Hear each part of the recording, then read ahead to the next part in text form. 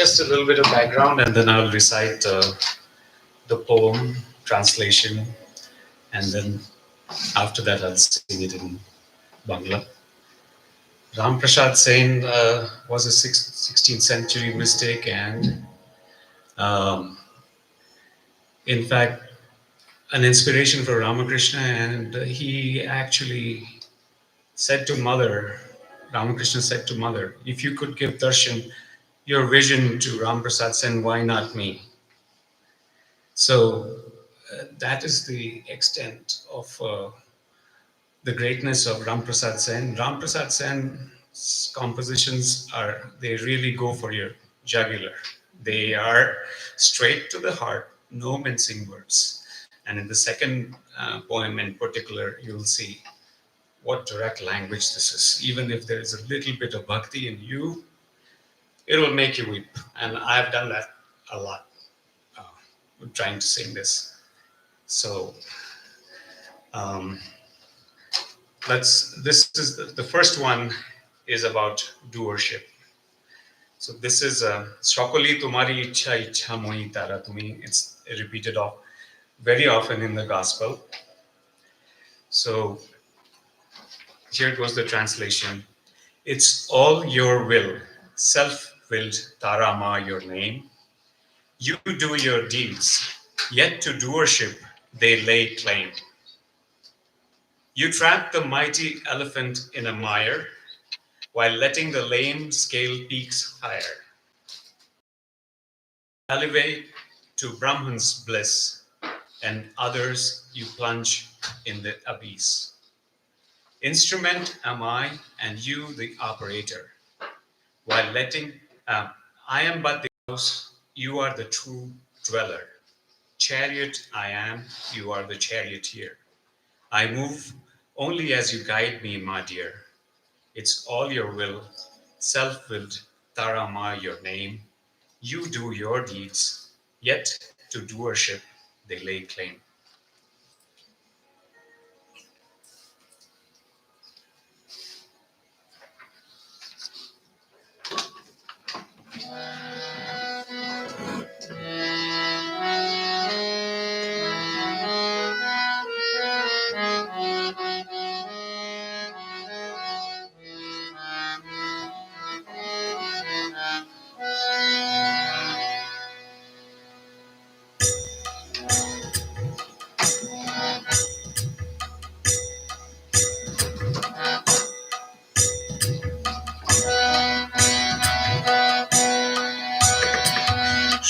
সকলি তোমারি ইচ্ছা ইচ্ছা মই তারা তুমি তোমার কর্ম তুমি করো মা লোকে বলে করে আমি সকলি তোমারি ইচ্ছা ইচ্ছা মই তারা তুমি তোমার কর্ম তুমি করো মা লোকে বলে করে আমি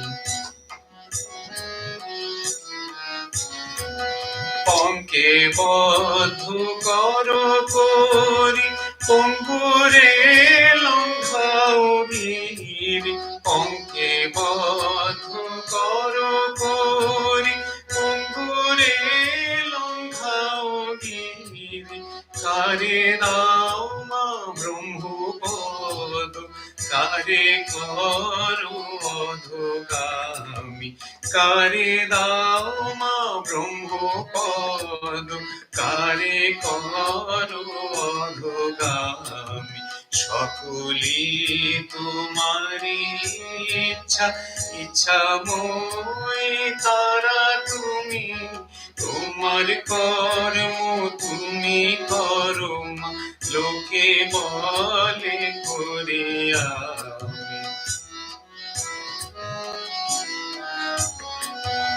আমি যন্ত্র তুমি যন্ত্রী আমি ঘর তুমি ঘরণী আমি যন্ত্র তুমি যন্ত্রী আমি ঘর তুমি ঘরণী আমি রথ তুমি রথী যেমন চালাও তেমনি চলি, আমি রথ তুমি রথি, যেমন চালাও তেমনি চলি, সকলি তোমারি ইচ্ছা, ইচ্ছাময়ী তারা তুমি, তোমার কর্ম তুমি করো মা, লোকে বলে করি আমি।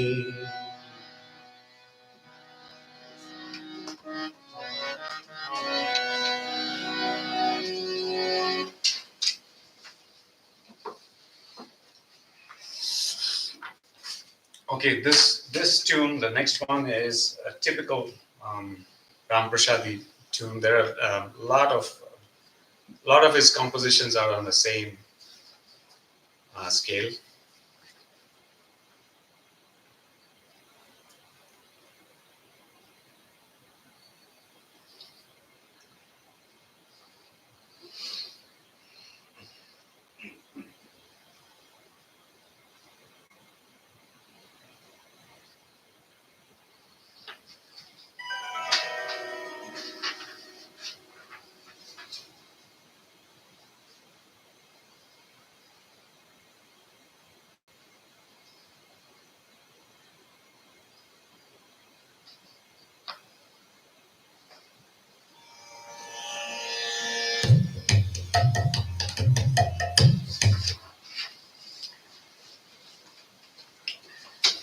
So this is about surrender. অভয় পদে প্রাণ সঁপেছি, আর কি জমের ভয় রেখেছি। Surrender to thy fearless feet have I. Dread of death god thus conquered well nigh. Kali's name, the wish-fulfilling tree, its seeds in my heart I sow tenderly. In life's bustling marketplace, for Durga's name, my body I trade.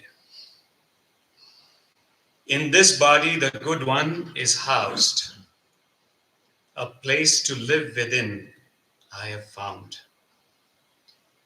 And when death god comes a-knocking, I'll rip my heart open and show the coarse essence, Tara's sacred name. To my hair stuffed, I have tied the same. Ready I stand, invoking Durga's grace for the voyage long, Ram Prasad states. Surrendered to thy fearless feet have I. Dread of death god thus conquered well nigh.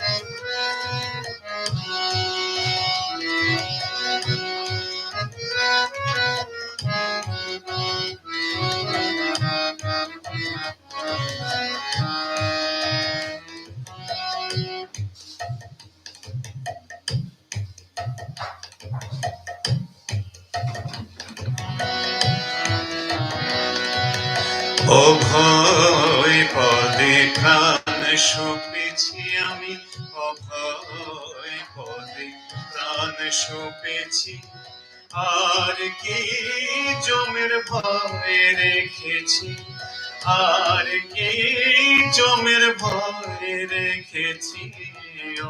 অভয় পদে প্রাণ সঁপেছি আমি, অভয় পদে প্রাণ সঁপেছি। কালী নাম কল্পতরু হৃদয়ে রোপণ করেছি, কালী নাম হৃদয়ে রোপণ করেছি আমি দেহ বেচে, ভবের হাটে দুর্গার নাম কিনে এনেছি আমি দেহ বেচে, ভবের হাটে দুর্গার নাম কিনে এনেছি। অভয় পদে প্রাণ সঁপেছি আমি, অভয় পদে প্রাণ সঁপেছি। আর কি জমের ভয় রেখেছি, আর কি জমের ভয় রেখেছি। অভয় পদে প্রাণ সঁপেছি। দেহের মধ্যে সুজন যে জন, তার ঘরেতে ঘর করেছি। দেহের মধ্যে সুজন যে জন, তার ঘরেতে ঘর করেছি। এবার সমন এলে হৃদয় খুলে দেখাবো ভেবে রেখেছি।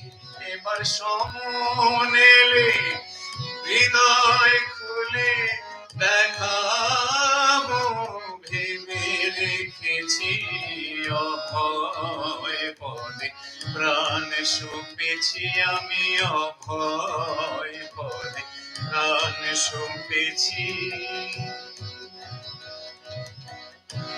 সারাৎসার তারার নাম আপন শিখাতে বেঁধেছি। সারাৎসার তারার নাম আপন শিখাতে বেঁধেছি। রামপ্রসাদ বলে দুর্গা বলে যাত্রা করে বসে আছি। রামপ্রসাদ বলে দুর্গা বলে যাত্রা করে বসে আছি। অভয় পদে প্রাণ সঁপেছি আমি, অভয় পদে প্রাণ সঁপেছি। আর কি জমের ভয় রেখেছি, আর কি জমের ভয় রেখেছি। অভয় পদে প্রাণ সঁপেছি।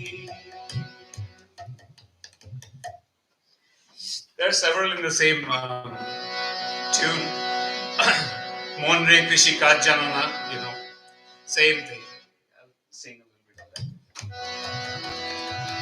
মন রে কৃষি কাজ জানো না, মন রে কৃষি কাজ জানো না। এমন মানব জমিন রইল পতিতাবাদ করলে ফুল তো সোনা। মানব জমিন রইল পতিতাবাদ করলে ফুল তো সোনা। মন রে কৃষি কাজ জানো না।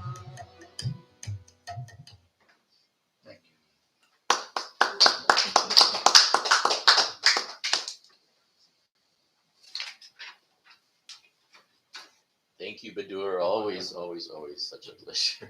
Really. Okay.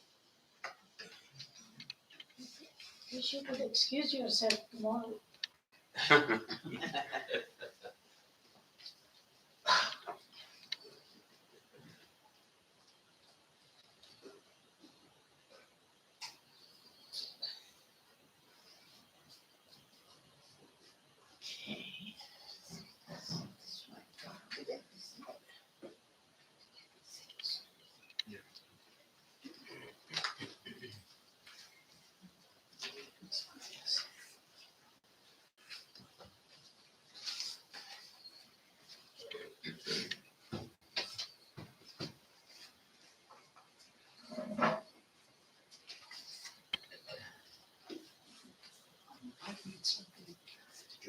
Thank you.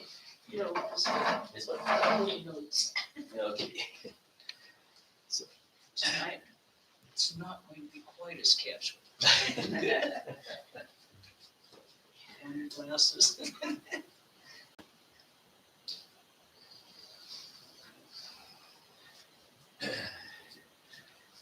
Okay, and now we are so honored to have a revered Krishnaprana ji to be able to give our talk today on practical Vedanta, coming all the way from the Santa Barbara Ramakrishna Center from Southern California. We're so happy to have her here. We're so blessed. Happy to be here. So Krishnaprana ji. Reader, your songs actually transport you back to Dakshineshwar. Close your eyes, you can almost picture Thakur dancing. Okay, practical Vedanta. What do you mean by practical Vedanta?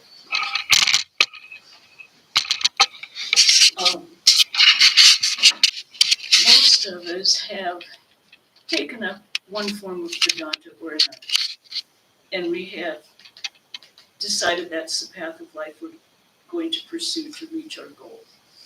Many of us have taken up the path as proposed by Ramakrishna. And we have the Gospel of Ramakrishna, which is, as was said, Aldous Huxley said, this is unique in the history of the world because we have absolutely his word for word taken as he said them with the gospel. M has written down, recorded exactly. It's not written 50 years, 100 years after he was gone. It was actually written right then. Swami Sarvagajananda, who this book is his sayings, teachings that he gave, and someone collected them. One of the nuns in San Francisco collected them, and they've finally been published. He said that Ramakrishna is the reality. Swami Vivekananda is the interpreter or the teacher of what Ramakrishna said. And Holy Mother is the exemplar. She shows us how to live it in our daily life. But what do we actually, we were talking this afternoon, what are our main beliefs? Our main beliefs can be, we have simplified them to almost 3. God is, your basic nature is divine, and the purpose of human life is to realize that and know that divinity within yourself and within everyone else.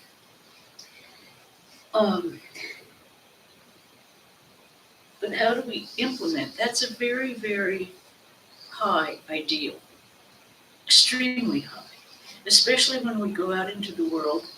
And can we really see God in ourselves, in everything we do? Can we see God in how we approach all of life and other people? Do we do it in the way that is living up to our ideal? There are so many things that we do that disappoint us, kind of. Like we'll see someone lying on the street, and do we actually think of them as the personification of God? Or do we try to avoid the situation? Until we are implementing our true belief, most of us try to avoid the situation because we are human and we don't want to get too involved with it. But did Holy Mother reject anyone? Did she honestly reject anyone? Whether they were upright, very, very high caste people, or whether they were thieves, people who were, she didn't reject anyone. She implemented and showed how Ramakrishna said, we are all manifestations of God. Everyone. Dogs, cats, people, birds, everything is a manifestation of God. And if we truly try to put it into practice, we try to approach everything we encounter every day as that concept. But it has to be, we have to make it more than just a concept. It has to be incorporated into our very belief system. So, how do we do that? How do we do that? Very difficult sometimes. So often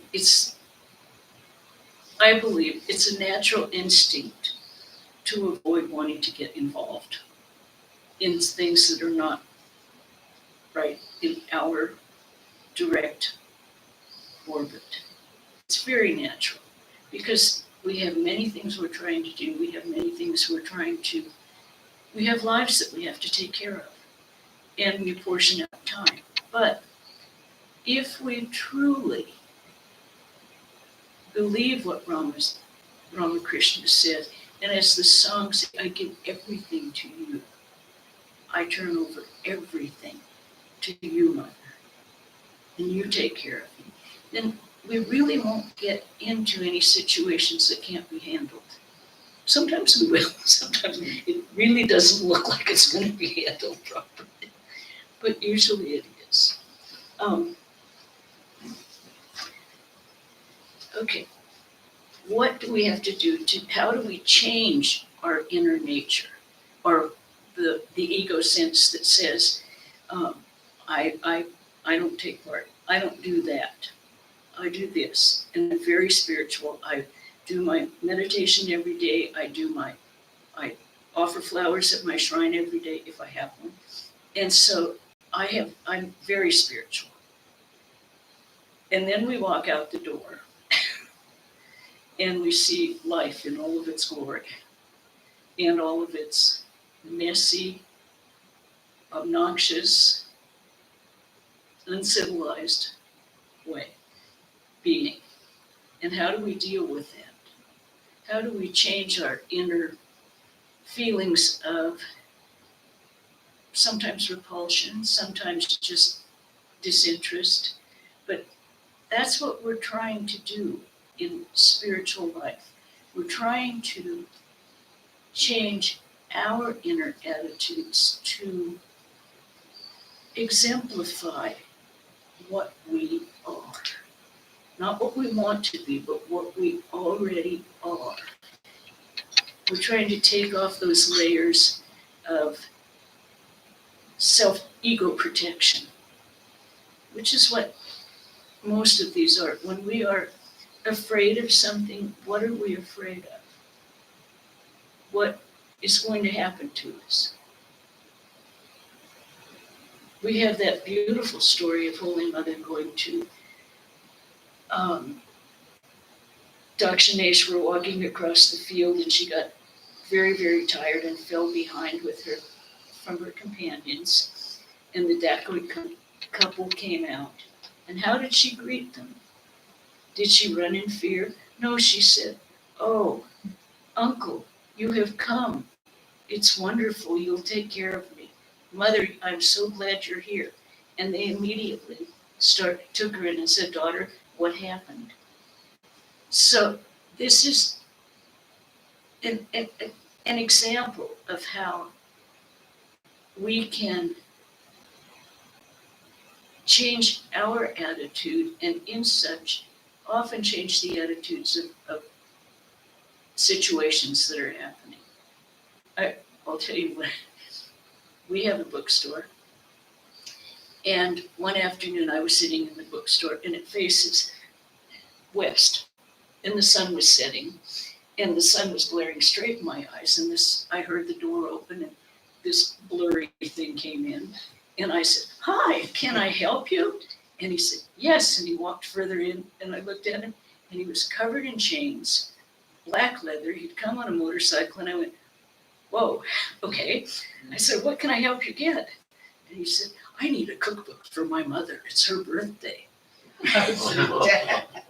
But speaking of, if I had seen the outside package before I greeted him, I probably would have gone, is there anything I can help you with? With kind of pulled back, not been so welcoming, and it would have been in entirely different situations. But that one incident taught me that I cannot judge by packages. I can never judge by a package because you don't know. Well, you do know what's inside them. They want exactly the same things we want. They want to be happy. They love their parents. All of these things, exactly the same as us. But they have not had the opportunity or the example to follow that lets them show that to the world. They've grown up in situations where they've had to put up a very prickly protective shell. So those kind of things are what have taught me to look deeply in myself and say, what am I reacting to? Am I reacting to my preconceived notions? Am I reacting to what I have seen on TV? Am I reacting to something that happened 25 years ago? What is making this reaction in me? And that oftentimes, when you stop and look really deeply into yourself, is how we start changing our attitudes and our behavior. When we start applying Vedanta in that way, because all of us are really good people with good intentions and are kind and caring and helping people. But we do have some leftover, whatever you'd like to call them, leftover samskaras, leftover habits, things that some incident that happened in your childhood that made you afraid of something. For me, it was birds. I was attacked by geese when I was 2 or 3. And ever since then, I was terrified of birds. I heard the wings flapping. Well, finally, we got parrots, and I took care of them. And we can change. I realized that they were more vulnerable than I was. They were putting a tremendous amount of faith in the fact that I wasn't going to kill them. To step on your hand when you're like 50 times bigger than a little animal, and it's trusting you. Yes, I got bit. I was bitten many times, but it was still, we have to go at life with that same kind of trust that Mother is taking care of us, and things will work out. Isn't the reverse also true? Like there are really some scrupulous elements, and how do we also show that who can reach for it? I'm sorry, could you? Isn't the reverse also true? That there are really some scrupulous elements, and we have to who can breach our trust. So we have to protect ourselves also. Yes. If we're in that state of life. Because I've seen all kind of human deception also. Well, this is what practical Vedanta says is this: don't put yourself in positions where you are, be spiritual, but do not put yourself in stupid positions. Do your part, and the Lord will take care of the rest. I would not walk out on Hollywood Boulevard at 3:00 in the morning. That would be testing. And it's unnecessary to test.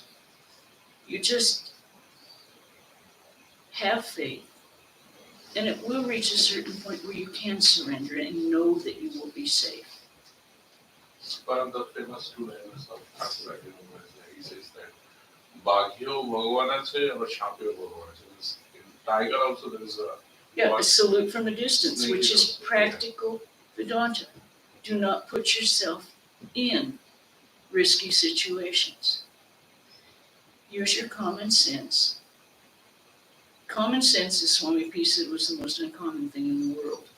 But you have to cultivate it. You have to kind of think, if I do this, this might happen.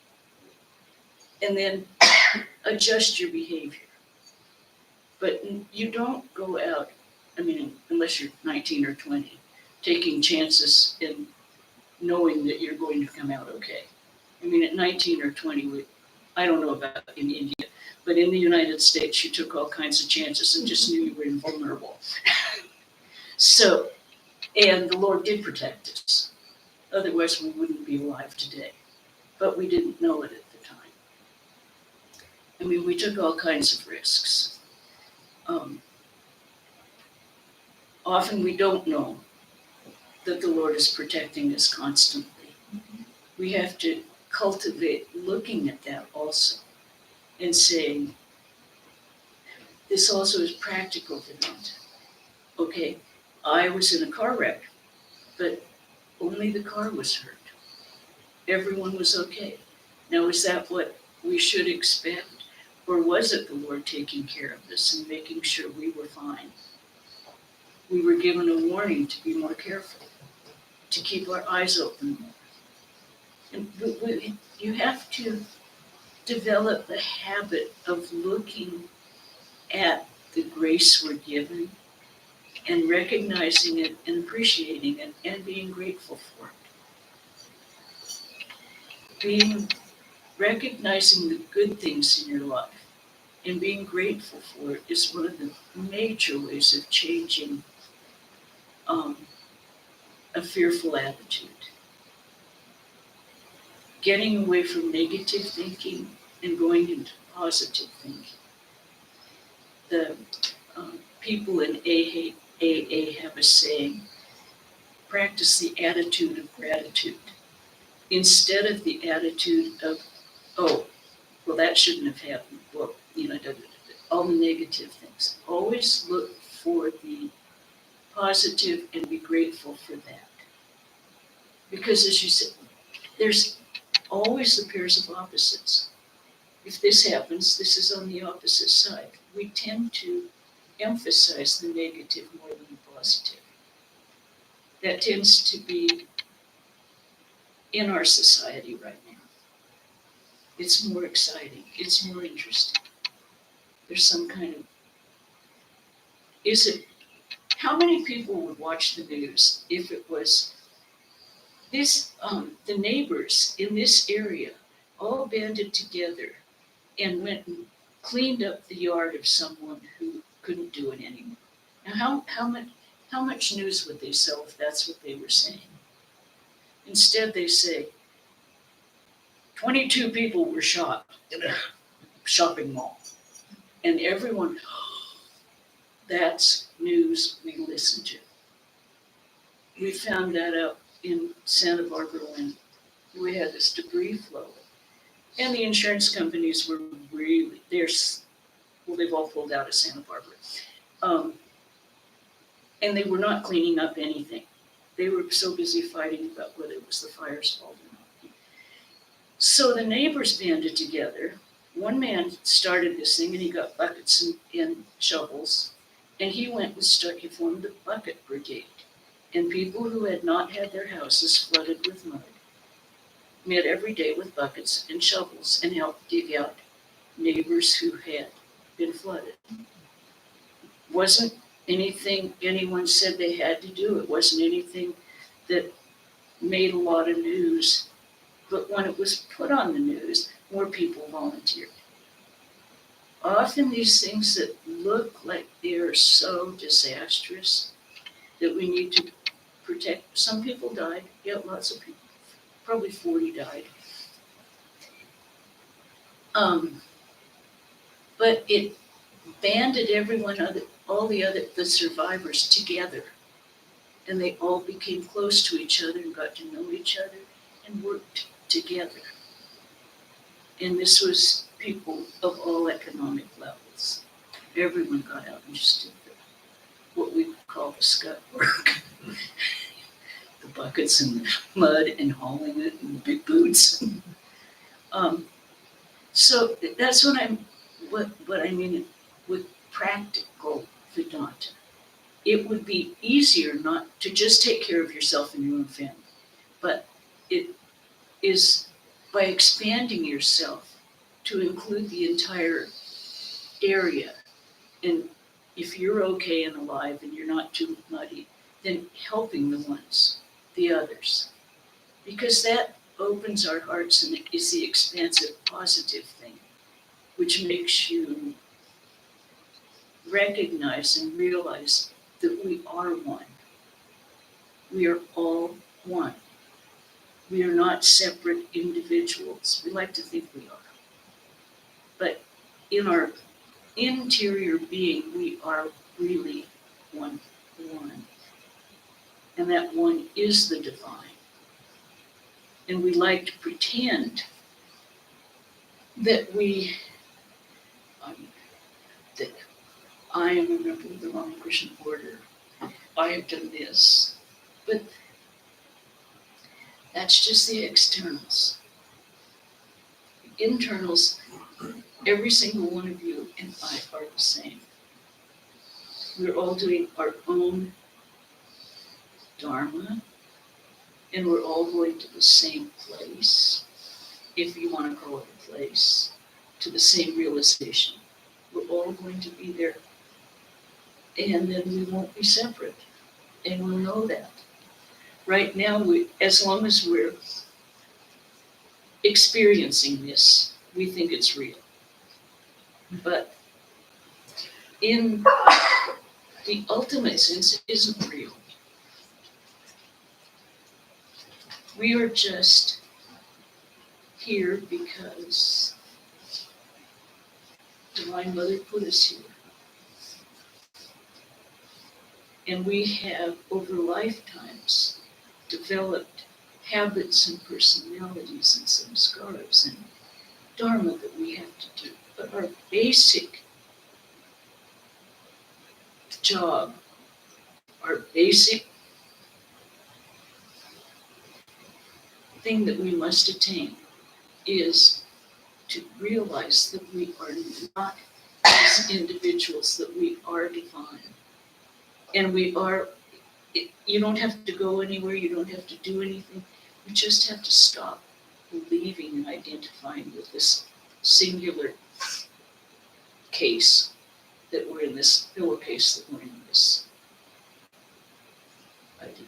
That's all we have to do in this life is realize our own divinity and realize God. And as everyone says, Ramakrishna said, it's right there in the palm of your hand if you just stop hanging on to all of the ego things. It's right there. If we just stopped telling ourselves that we're an American, we're an Indian, we stop this identification with the externals and go inward and identify with our real nature. Ramakrishna said it over and over again. We're the ones who are putting our hands up to our eyes and saying we can't see. We're doing it to ourselves. And we can take those hands down if we let go. But that's very, very difficult. So how do we do it? Well, there's so many ways. Meditation is one, study is one, devotion is one, the 4 yogas. All of these help us get out of our identification with our small ego. Karma yoga, if you're the type of person who really can't sit still and wants to keep doing things, then practice karma yoga. Do everything that you do with no attachment. Don't expect praise. Don't go into a tailspin because you get blame. They're both the same thing. Swami Prabhupada used two sides of the same coin. If you accept the praise, you're going to get the blame. If you accept the blame, you're going to get the praise. And the freedom is not accepting either one of them, just doing it. And it's done now, and I don't have to think about it. Because when we accept one side of the coin, we are always going to get the other side. That's the law of opposites. And it's very, very, very difficult to realize that. But that's one of the things we have to look into ourselves and check our motivations, check why we're doing things, what we're doing. You know, I mean, it's I'll just drop her and come back. okay. She's my daughter. Okay. How are you, my dear? She's not very used to the That's okay, I'm not either.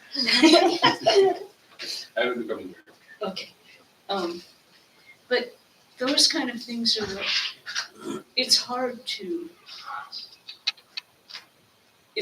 it's a difficult task to look at your motivations. That's one of the hardest things. Looking inside is one of the most difficult things that we need to do in order to,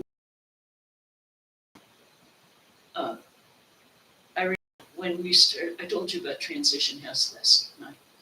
When we started it, I had Pravrajika, who was our senior nun, said, now, can you say that you will take it on and not let it go? So we're not taking on anything. We're going to go in and go out and go in and go out. We're making a commitment. And so I said, yeah, I will do it as long as I possibly can. So suddenly everyone was saying, oh, you're doing such good work. It's wonderful what you're doing. And you begin to feel, yes, it is. I'm doing good. And then someone comes up and says, no, you're not. You're just feeding your ego. What you're doing, you're making yourself feel better about yourself. And it's true when you look deeply inside. By accepting that kind of praise, you're feeding your ego. Now, as soon as that was pointed out to me, and I thought about it very seriously, I thought, I don't want to do that.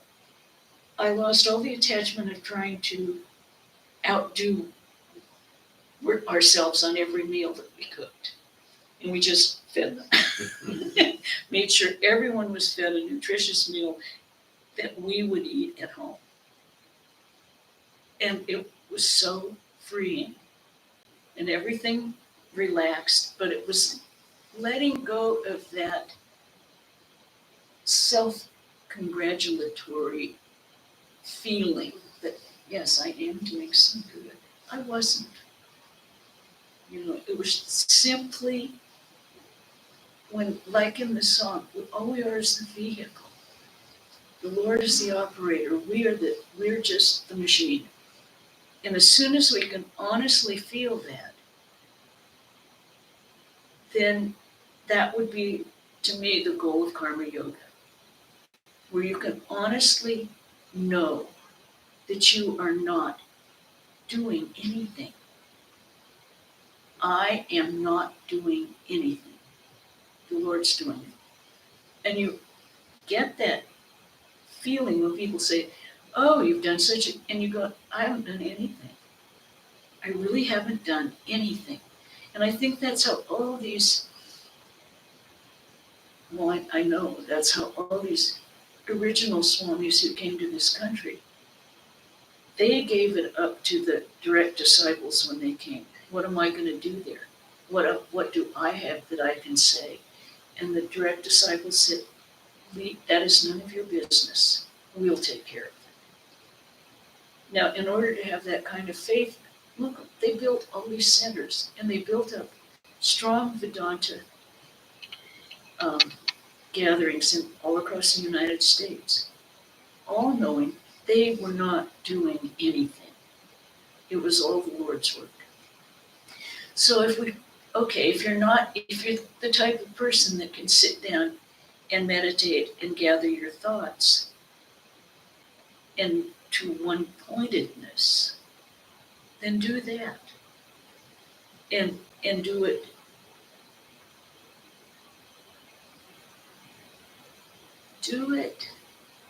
knowing that it also is the grace of God. It's not your own effort is to sit down and pull it all in. But if it is easy and it is something that comes naturally, that is the grace of God. That you can gather and how do you do it? You do it through japa. You do it through meditation, through visualization, through listening to music like we had this evening. All of these things focus your mind on the ideal that we are seeking. And I don't know, you have your own, everyone has their own ideal that they are, their visualization of God, their own ishta, their own path. But if you are of the type that can sit down and do that for extended periods of time, which I know you've noticed I don't, then do that. And if you're an emotional person, then practice bhakti yoga. Pick a yoga that suits your temperament.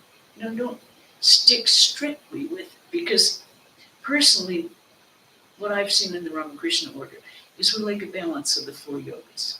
There's one that will be predominant, but you should work on the others because it makes for a balanced person that can have some common sense. What I would like to read to you out of this book, if I can find it, is what Swami Sarvagatananda said when he said that Thakur is the reality, Swamiji is the interpreter or the teacher, and Mother is the exemplar. He said, well, this was July 21st. This book is written just in little, she took down notes on days when he was giving classes. So it's more like a little diary. Some days have a lot of things, some days don't have anything. But July 21st, 1977. Holy Mother once said, "Get your food by doing work." Swamiji's ideal is not to be a worthless beggar, but to serve people, giving in return for what you receive. And there is such joy in giving. Swamiji is the huge telescope through which to view Thakur. If we had only the Katamrita, we would have a Ramakrishna sect of pious shrine worshippers. He is far too vast for the ordinary pygmy mind to grasp. But through Swamiji, his teachings are interpreted in the modern mind. Holy Mother is the exemplar. She shows us how to put these teachings into practice. One must constantly scrutinize one's motives, everything, good and bad. Your motives for doing in the universe, everything good and bad in the universe is within us. It is for us to control the lower tendencies. For what we have to seriously we have to seriously question our own minds as to what we are seeking, why we are doing things, even though they appear to be good. Otherwise, this mischievous ego gets in and slowly takes over with egotistic feelings, unconscious aspirations. And after a long period, we get tipped off without knowing how it started. And that is one of the things that ignore people's praise. He knows the heart. If people praise, pray immediately. May I not lose my ground. Don't seek to please anybody, but be true to him. Serve him. The best contribution is in living in a spiritual way and being what you are. And that, to me, pretty much sums up practical Vedanta. It tells us a method that we can use to evaluate our own actions and our own selves all the time. Now, we're not going to do it every day. I mean, we would like to do it every day, but everyone, there are so many distractions in this world. And we had a gentleman who came to the temple, and he said, "Oh yes, I moved to Santa Barbara to be near the temple." And I looked at him and I said, "But I've never seen you here." And he says, "Yeah, I got distracted for 30 years. And I went, "Oh, okay." And that's life. You know, that is really life. Until we put our entire mind on achieving what we want.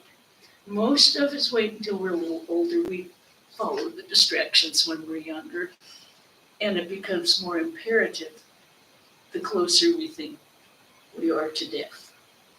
But we also have to know by that time that death itself is not real. No one ever lives or no one ever dies. We simply are. These bodies live and die.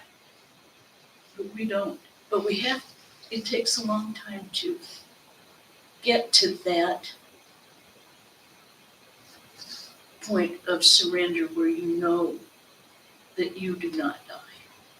Because a lot of our fears in life boil down to the fear of death. And we think we disappear. But it's not true. Our eldest nun in Santa Barbara, senior nun, one of the very first 5, when she was dying, she put a lot of the gospel songs and the Gita to music, and she composed all the time. She was singing to everyone, know the self, unborn of dying, never beginning, never ceasing. How can you say it? How can it die the death of the body? And she sang that to everyone who walked into her hospital room. She sang to everyone. That's the only thing she remembered. She had Alzheimer's to the max, but she could remember her songs. And the week before she died, she'd been in the hospital because she should have been in excruciating pain with what was wrong with her. No pain at all. She just sang this song. And all of the nurses came to us and said, "What is that she's singing? It's so beautiful. Where does it come from?" And we told them all. We brought her home from the hospital, and the nurse walked in. We hired 3 people to come 24 hours a day. And the first thing she said to this nurse, "What are you going to sing for me?" And God bless the nurse, she started singing "Let Me Call You Sweetheart" from the 40s. And Pravrajika knew the song, so she sang along with her. But it's what we put into our minds constantly that influences or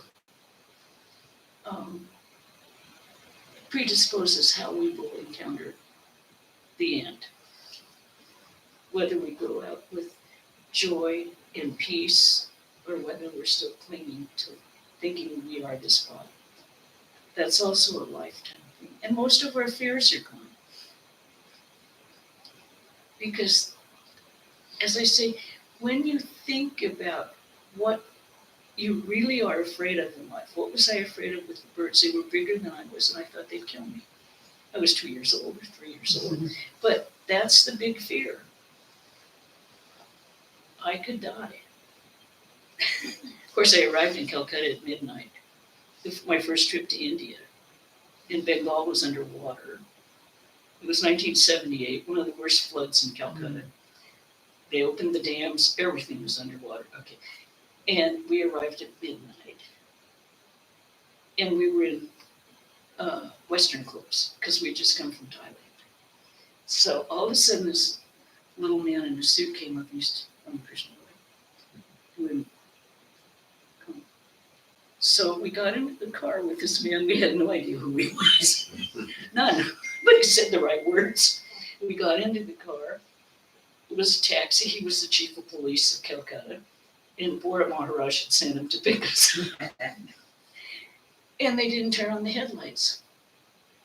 And here we are barreling down these streets with no headlights on, and it's pitch dark. It's pitch dark as it gets with the little fires on the street. And I went, Western. And I went, we're going to die here. And then I thought, yeah, that's okay. Okay, just give it up. And they would only turn on the headlights when they sensed someone was coming. And then they would flip them, and we'd all go fine. In those days, they were afraid it was going to wear down the battery.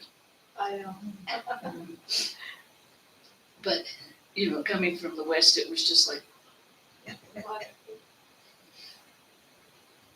where everyone seems to obey the traffic rules.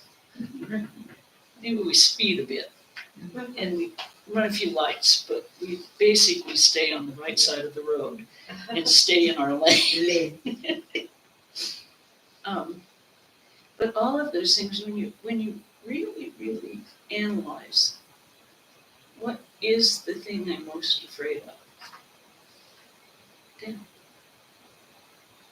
And when you can come to terms with that that's okay, then you really can approach life, as Swamiji said, fearlessly. Fearlessly. You are strong, show your strength, not your weaknesses. Be strong. I think it was, I don't know who it was, said, a coward dies 1,000 deaths, a brave man only one.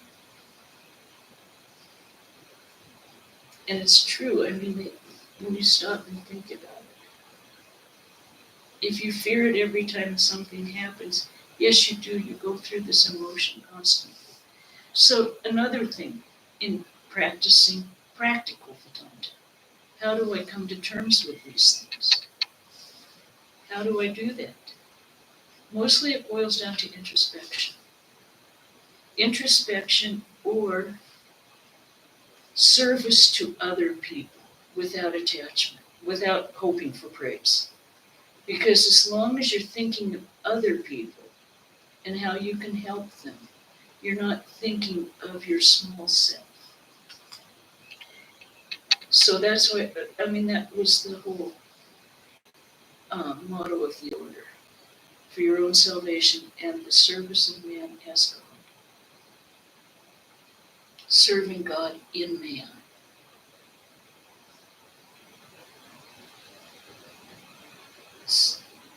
We have all of these things and we hear them all the time. And they become sayings that we say. But do we think about it really carefully? My grandmother was a great one for these little things that she said, like, the path to hell is paved with good intentions. And I, from the time you're about this high, well, I was going to do it. I was going to do that. I forgot.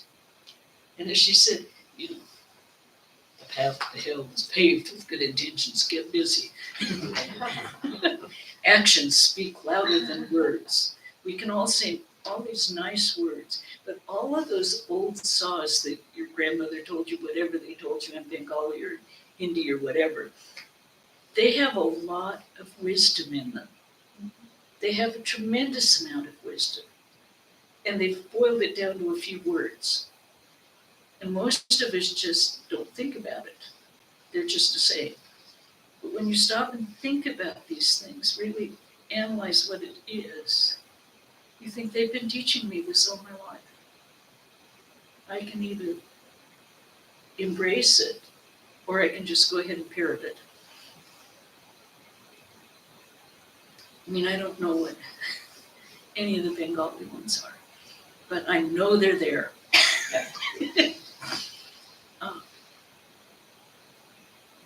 I mean, I know that you can also think of all these ways. As I say, the ways that I did right now. The ways we can change our lifestyle and our habits without abandoning ourselves is meditation, japa, study.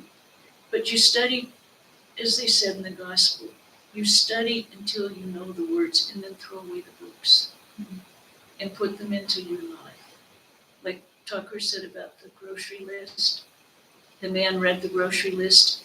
He was sent to the city to get certain things. He got out the list, he read it, he knew it, and threw it away, and then did it. That's what we have to do. We have to not just think about these things and keep going over them in our heads. We have to put them in our hearts and put them into action. Okay? Other ways of doing it, going on pilgrimage. If you feel that you will get inspired and learn something. And it does. I mean, going to India for that first trip changed my attitude, but it made it real. Everything that I'd read in the gospel and everything that you know, Swami had been teaching this, all of a sudden I could see it. And you can visualize it. It's like your songs. It's when you're singing your songs, I can picture what I've read in the gospel where they were singing these Ram Prasad songs and Thakur got up and danced and they were all in ecstasy. You can just picture it because it makes it more tangible. And if you like to go on retreats where you're with a lot of like-minded people, yes, that's another thing that helps put the positive reinforcement of what you're learning in Vedanta. I'm talking to people who've been doing it for years, so I feel kind of silly. But we all need refreshers. Everyone needs a refresher. Because there can be, you know, you keep doing the same thing, you do the same thing every day, you keep doing it, putting it in your mind and heart.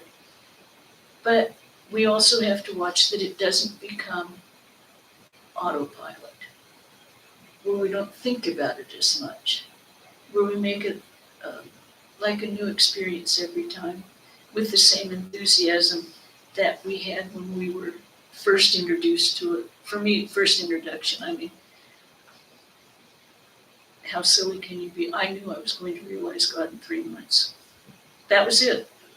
I gave it 3 months and I knew it was going to happen. Well, I'm still here. But we need those to reinforce and build that enthusiasm that we felt when we first found Vedanta and we first, you know, encountered all these wonderful things and the people that gathered us in. Making new friends who have that same enthusiasm when you bring them to Vedanta. Having them, wow, I found what I believe in. I mean, when Swami P said, we're all worshiping the same God, we're calling it by different names. I thought, I've believed that in my entire life, but no one ever said it like that. And it was absolutely wonderful. I thought, finally found the place where they believe what I believe. Now, we all have TVs in our houses, I'm sure. So you don't watch the junk. You discriminate what you're putting into your minds. And yes, you do watch junk once in a while, we all do. But moderate it. Know what you're doing, and you're doing it consciously. You're not just unconsciously sitting in front of the tube. Watch podcasts, watch YouTube of uplifting things, where you're replacing all of the maybe negative habits that you had earlier with something positive. Because we have endless things that we can fill our minds with. Endless things. And they can either be horribly negative and taking us away from what we want to do, or they can be extremely helpful and reinforce everything we want to do. Not saying you have to go in and get rid of your television, get rid of your books, get rid of everything, because that's unrealistic. We started watching, and Swami Swaminanda loved TV. Loved. But he was very discriminating about what he watched, actually. And he watched I don't know, you all know this better than I do, but there was the Ramayana and the Mahabharata that came out in probably the 70s or 80s, maybe the 80s. Yeah, the 80s. And everything stopped in India because it came out. And they had like 50 episodes. Oh, well, we got all the discs and we started showing that. Swami adored the Mahabharata. So every time I went to the board meeting, we'd go into his room to see him before we went over for supper. He was always watching the Mahabharata. And somehow our board meetings, which were every month, it was always when Karna took off his armor, which I thought was just, ugh.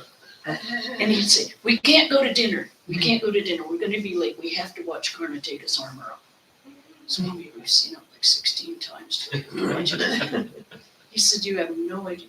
This is the high point of the Mahabharata. Do you know who the most important person, the most important hero in the Mahabharata is? Karna. And it took him 16 times to get it through my thick skull. And I still like, ugh. But yeah, I mean, so you can watch things. We all have distractions. But choose positive and distractions that lead you closer to your goal, going in the right direction. Because as Swami Sarvagatananda said, you have to watch it because the ego starts taking over and you're going this way and the ego kind of starts going, and you're not far off, you're just kind of a little off. And pretty soon you're way off in left field and you don't know what happened. And that's where we have to watch what we do. And I mean, what else do we have? Okay. And now, since COVID, Zoom meetings. Oh yes, go to Zoom meetings.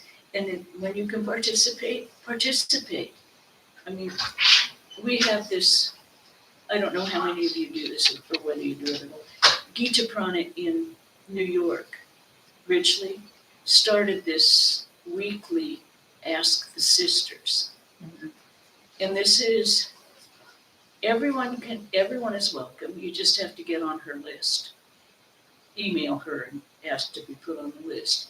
And then any of the nuns anywhere in the United States, if they have time, 5 o'clock Sundays on the West Coast, 2 o'clock Sundays on the East Coast, and everything in between, figure out yourself. I'm bad with time changes. And everyone is welcome, but they can't participate. They can email in questions. And then she throws the questions out. And all the nuns who are available think about it and give their own interpretations, their own answers. And they're all different. and we're all in the same order, and we're all members of the Ramakrishna mod. And our takes on the answers to these questions, they kind of agree in the ultimate sense, but they kind of don't. And nothing is recorded. Nothing is on YouTube, because that allows everyone to speak freely. It's not going to go down in history. But a lot of people are joining that because they find it questions they don't want to ask the swamis in person, questions about their lives that they just as soon remain anonymous with. And it's strict anonymity. And they get different opinions. So it's very interesting. Swami Sarvadevananda said, "Can I come?" And I said, "No." If your name showed up anywhere, everyone would stop talking. And he said, "Oh." I said, "You'd have to sneak on with someone else's laptop and listen, and you couldn't contribute." So I said, everyone would stop talking because they'd only want to hear what you had to say. But all of these things are available. And COVID, that's been the blessing of COVID and the pandemic. That's been the most positive thing that's come out for all Vedantists, I think, because people are so much more involved than when they were going to their individual centers. They're listening to things from all the centers all around, and they're listening to it almost daily. And they get their favorites and they tune into those classes with that Swami or that center. And they take the classes from, I know a lot of people are dedicated to Amagyanananda's gospel classes. And other swamis do these classes, and they're all open for everyone. And Zoom made it possible that everyone can, when they have time, watch it. YouTube makes it even more possible, because you can watch it in your own time. You don't have to do it at the time it's happening. So there's COVID, we were terrified of it. The news made everyone know that everyone was going to die, and thousands of people were going to be killed, and it was the worst thing that happened to the human race since the bubonic plague. And it was worse than the bubonic plague. But the good things that came out was it really made a cohesive group of a great many people. People can find their group of people that they are like-minded with in every area, not just Vedanta. So that's what I'm saying, we have to look at the positive things rather than concentrating on the negative. Now, I don't know how it was here in Las Vegas, probably terrible. But in Santa Barbara, COVID sort of happened. Because we can be outside all the time. So we had to close the temple, we had to close the bookstore when the county said we did. Otherwise, we kept things open. We had a loudspeaker outside, people could sit out on the porch. And they had the masks on when they said they were mandatory. But otherwise, I mean, our devotees continued coming. Because if they wanted to visit, we'd all just sit outside. We still had people for lunch. We'd sit out on the patio, different tables. So it didn't impact Santa Barbara as heavily as it impacted others. Hollywood was deeply impacted because they had so many more people there.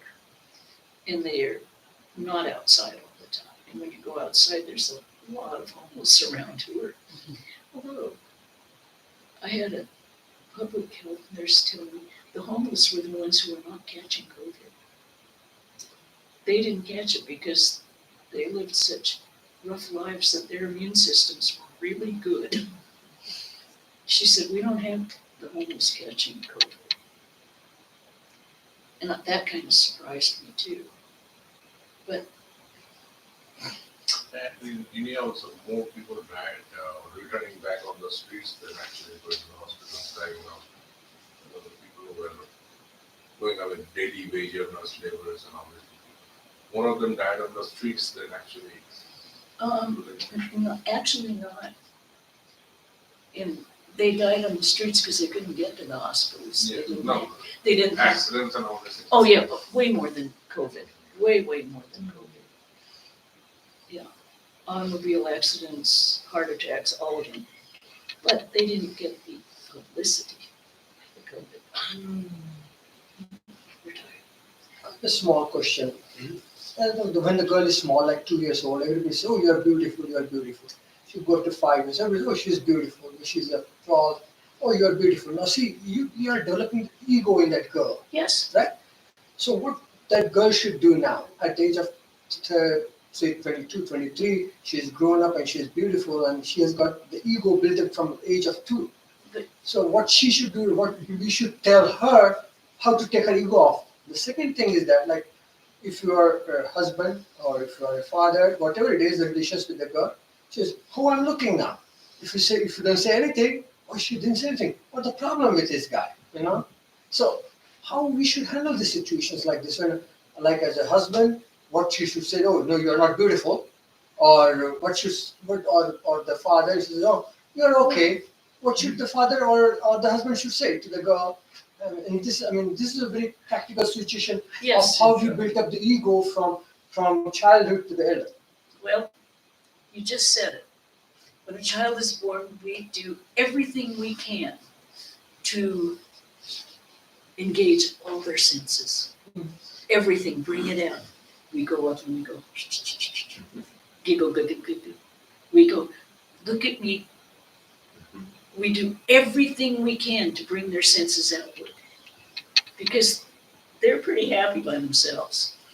But we want to engage them in the world. And yes, we spend all that time building an ego because you have to have an ego to renounce it. You have to know what it is.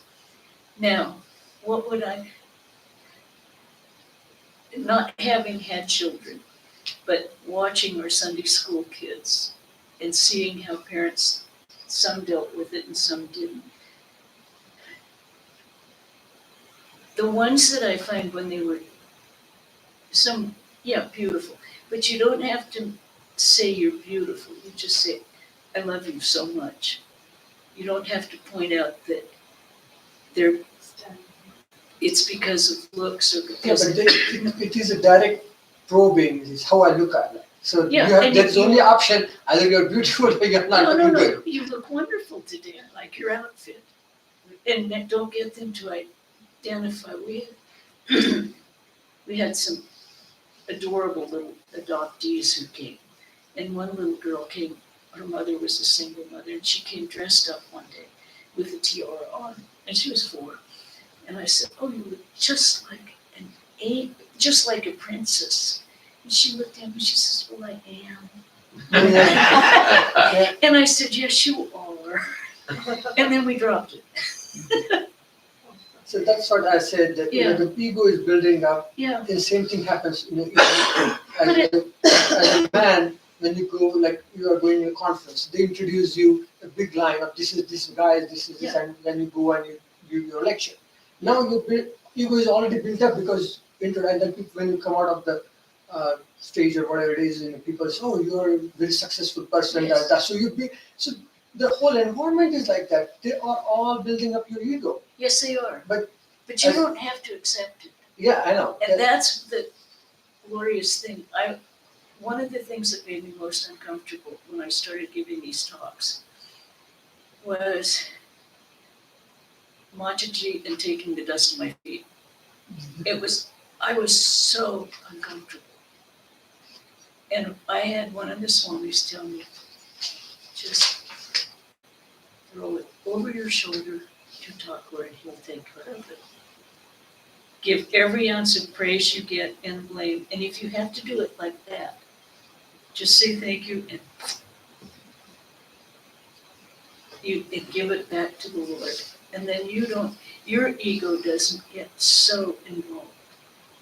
Because you know that you've been given the grace to have success, to have success, to have all this, but you personally have done the work, but you haven't had all of the ideas because the universal mind is at work. Like any invention, when they were doing all of that, like World War II, when they were investigating nuclear power, that didn't pop up just in one place. It popped up all over the world in different places because that's the universal mind. And it wasn't one scientist who did it. It wasn't one person who did it. It was the universal consciousness. It was time for that to happen. So it happened. Now, certainly there was competition. Certain ones came in earlier, certain ones came in later. But it was still, Einstein could not really take those kind of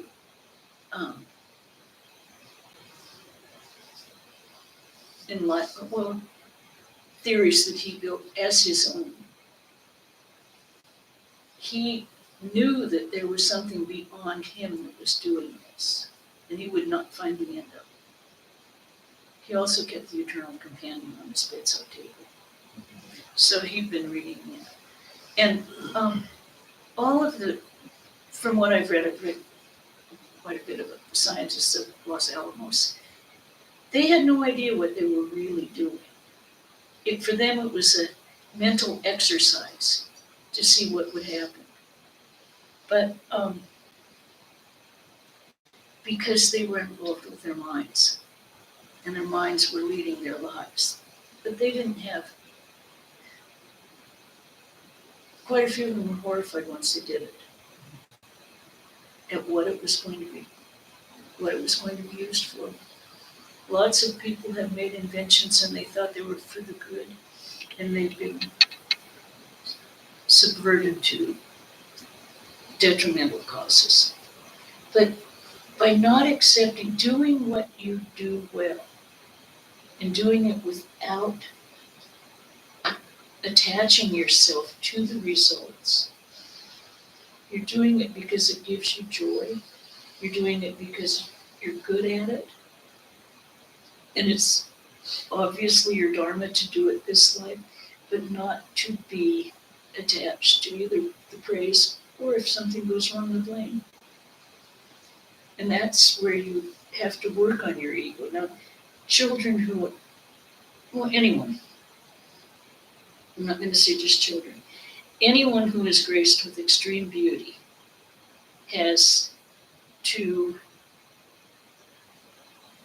they have an advantage in life, and they have a huge disadvantage. Huge disadvantage, because oftentimes people don't accept the inner them. They just look at the package and dismiss them.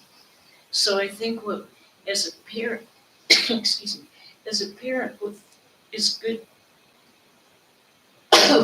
what is good to do is to let them know, yes, you're beautiful, but you have to be as beautiful inside as you are outside. And have them develop character as well as identifying with the external beauty. Make sure they're kind to their friends. Make sure that they're don't take advantage of being the prettiest one around. I think in the age of artificial intelligence, there is one advantage. In the age of artificial intelligence, there is one advantage. With almost 99% accuracy, they can show you how your face is going to look after 50 years. Yeah, it may or may not. If you show that beautiful lady after 50 years, you are going to do this. That may give them some sense. But I mean, I think it's only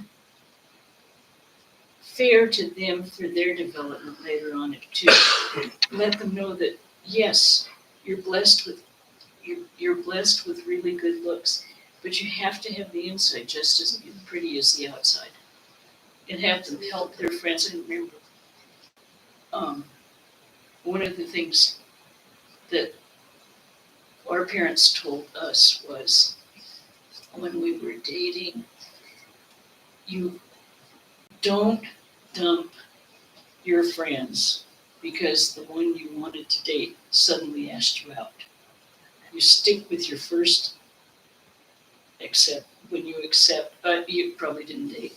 Anyway, it was a big deal in high school, and you had crushes and someone, you wanted to go out with that boy.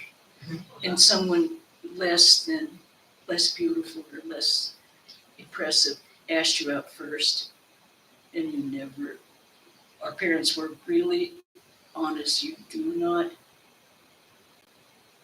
dump one for another if you've already accepted someone. And I think that's a good thing to learn, because you realize what you do impacts other people terribly and can actually, create havoc in their lives.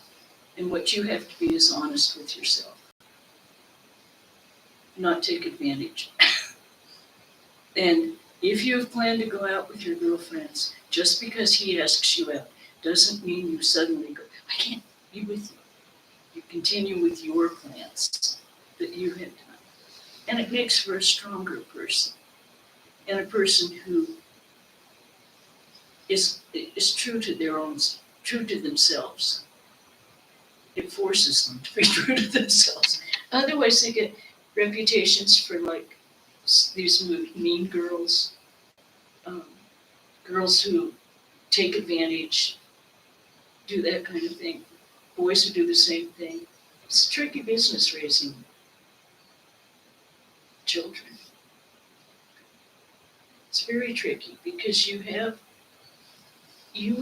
the position to influence them and influence how they grow. And you're right, you have to be careful, because if something happened and they lost their looks, what would they have to fall back on? What would they have to fall back on if you haven't given them strength inside as well as beauty outside? Actually, that's a very good point, because I read about so many people from the fashion industry.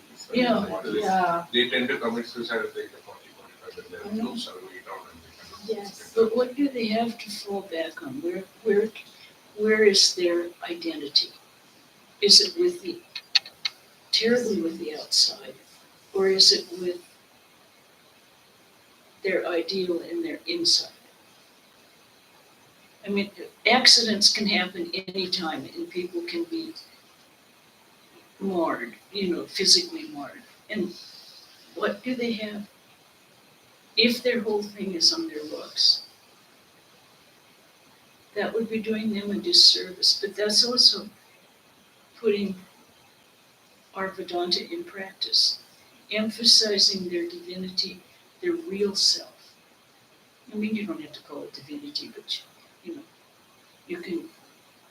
you can figure that out. You can tell them when they do things that are less than kind, that's not your real self. You're not really like that. You're really kind and good. And enforce that idea in you.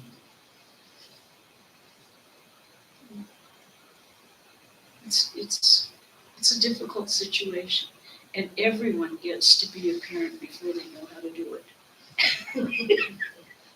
And all parents, no matter how badly they do it, are doing their very best job. And we all have to know that.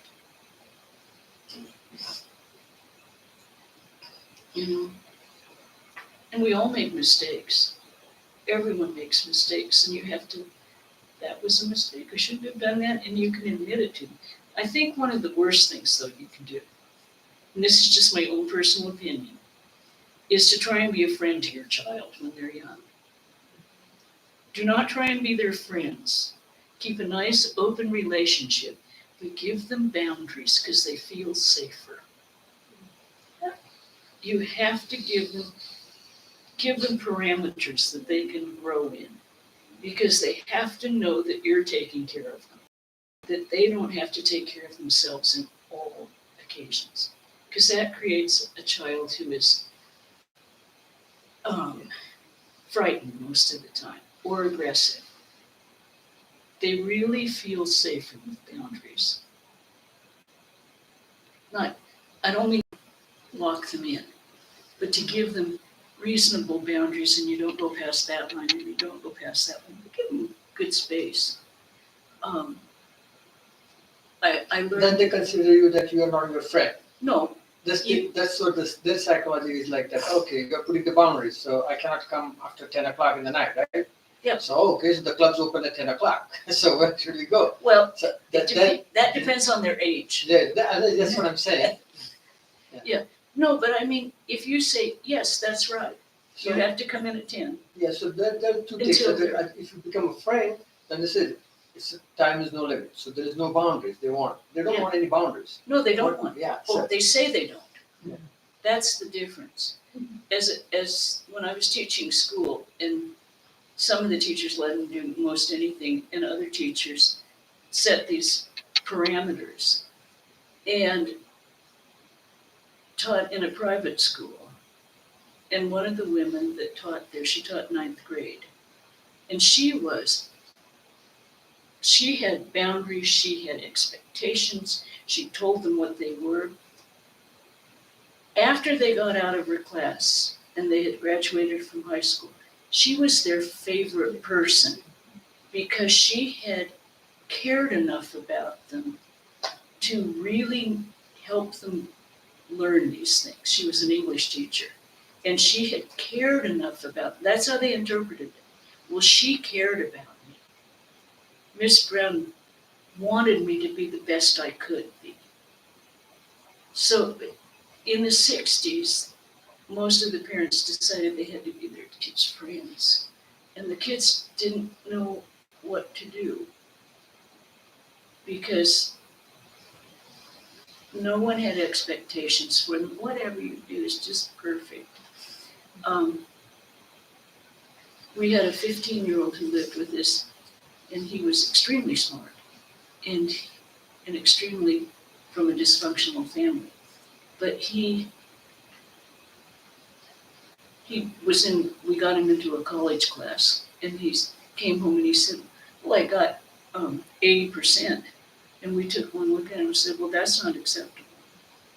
You're way smarter than 80%. And he said, well, that would have been fine with everyone else. And I said, not fine with us. We never got 80% again. He always got up in the 90s, close. He got up to above 95 almost, because he was really, really bright. And he was just sloughing off because there hadn't been the expectation of him to reach his capacity.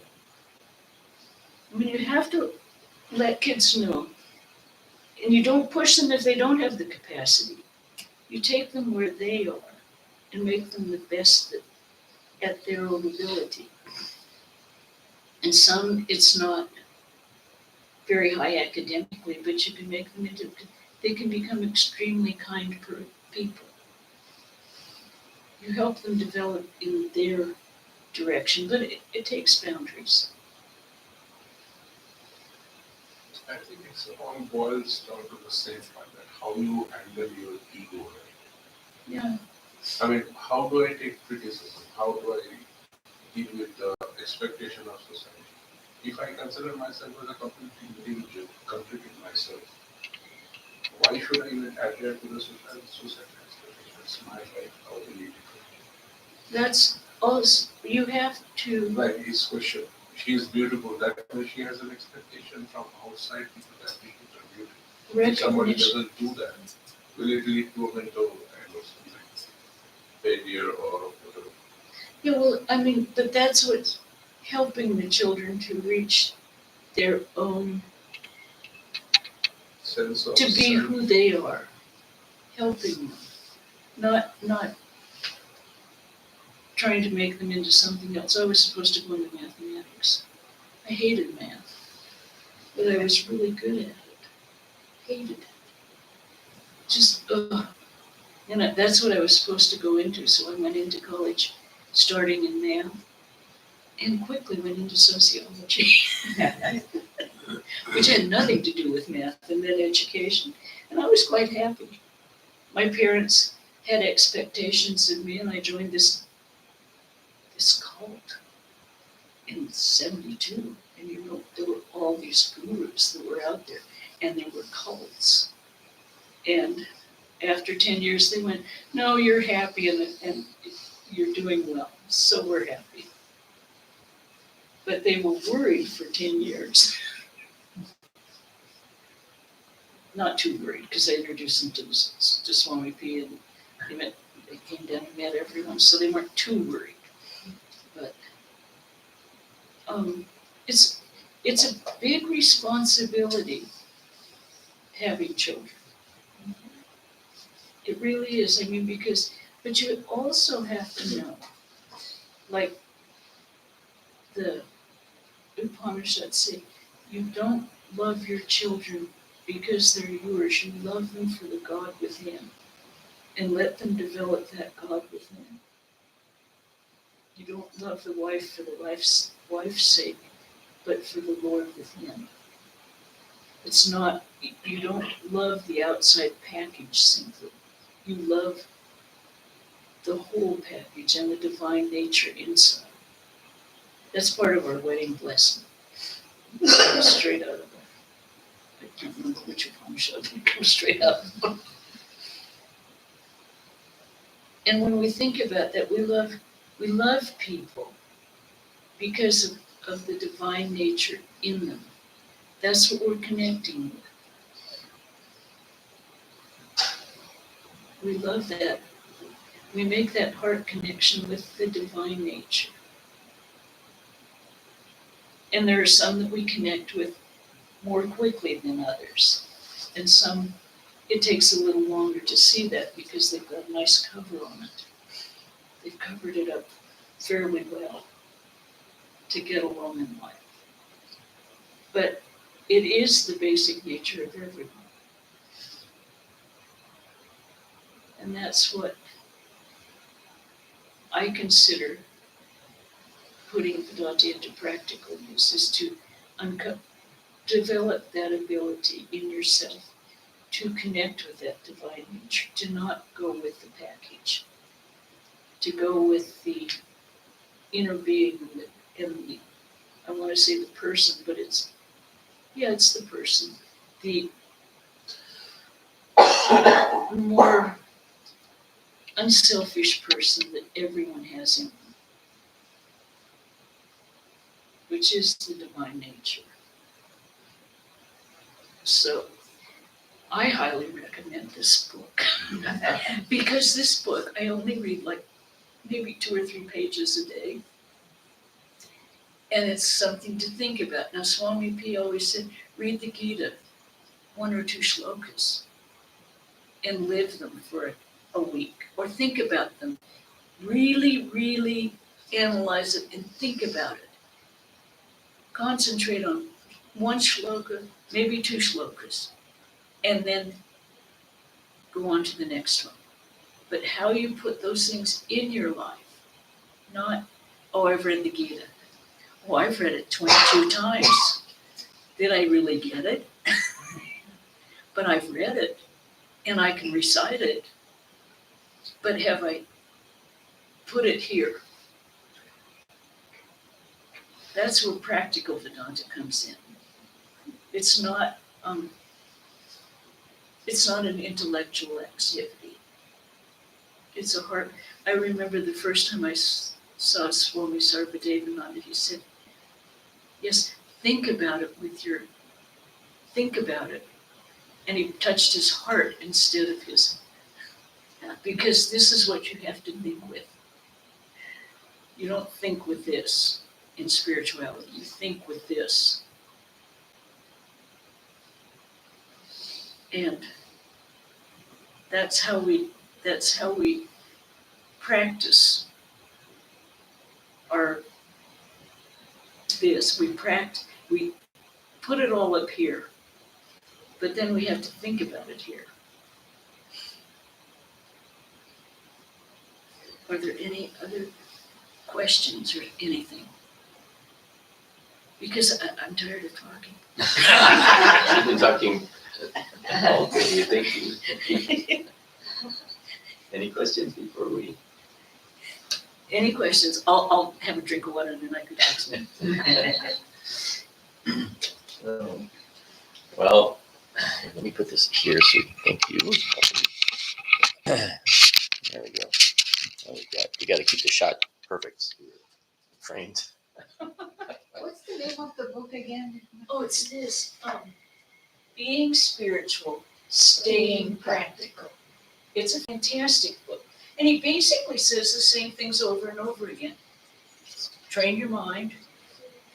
Swami Sarvagatananda, he was the head of Boston and Providence after Swami Akiyama. And he was there for years and years and years. Do you want to take a picture of it? Pass it around so everybody can take a picture. Take a picture of it. Picture. I find it a wonderful book. And as I say, it's highly repetitive too. But then how long does it take us to get things in our head? I mean, how long does it really take us? Sometimes they can keep hammering on you and it doesn't get in. Pass it around. I'll let you guys pass it around. Everyone can take a picture. Yeah. Well, boy, thank you so much. Thank you. This was, I think anybody who had kids or have to deal with kids or sees kids outside really learned a lot today and about ourselves. This weekend is going so fast. This is too It fast, is. entirely I too know. fast. That's 2 classes. Tomorrow is the pièce de résistance. We have Mahamaya, right? Oh, yeah. That should be really fun. For Las Vegas, that seems like a really appropriate title. I think we're going to end on that tomorrow. So 5 o'clock we'll have our RT, and then we'll start like we did. Sadly, we don't have the door put up with me chanting, but in any case, we'll have some music. So sorry, I missed it. Well, it's on video. So by the way, all of these are on our YouTube channel. We'll send out an email with the links. The links you actually have for this that we sent out are going to be okay to watch the recordings too. So all you in video land, you're going to be immortalized on our YouTube channel, so you can watch this anytime you Someone want. said, well, do you check YouTube? And I go, oh my God, no, I don't know what I'm doing. So tomorrow at 5 o'clock, we'll start RT, and then we'll have some chanting, and then we'll prepare for. And maybe I'll remember to light the incense. And if not, somebody will let the incense. It's okay. By the way, just so for upcoming attractions, we do have Swami Vivekanada coming on the 29th of this month, which is because of the retreat coming up in Monterey. So we had to do it that way. So he will be here in 2 weeks on the 29th for coming attractions. And the 14th through the 17th, we have Swami Sumanasanaji coming back. So just action-packed.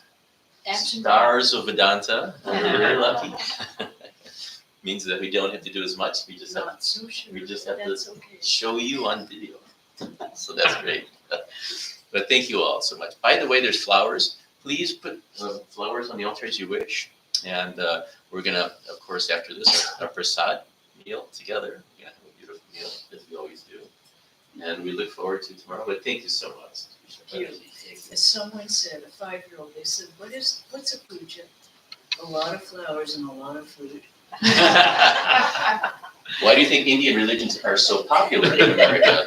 They've got it down perfectly. Who doesn't like flowers and food? Okay. Jaima. And thank you all on the video. We're going to end the stream now, and we look forward to seeing you tomorrow at 5 o'clock. I think I'm going to leave it here. I told